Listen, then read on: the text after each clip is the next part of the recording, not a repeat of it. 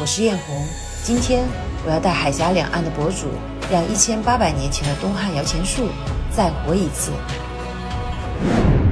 绵延何家山2号墓摇钱树是涌进出境的一级国宝，7层塔身，西王母坐镇，承载着古人对财富与永生的祈愿，更是两岸同胞捐在心间的千年文脉。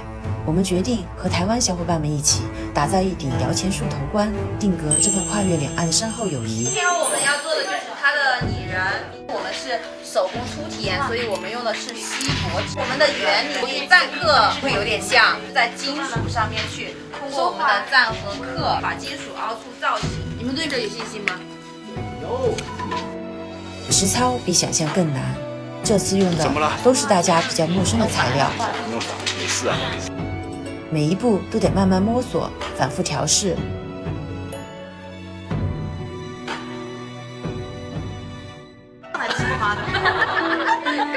为了赶在72小时里完成创作，几位小伙伴甚至陪我熬到了凌晨3点。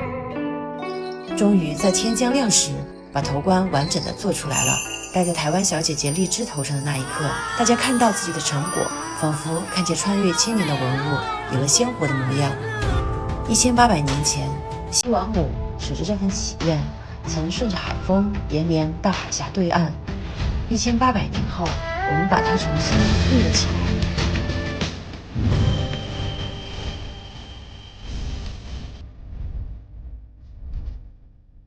文脉纵千年，从未隔山海。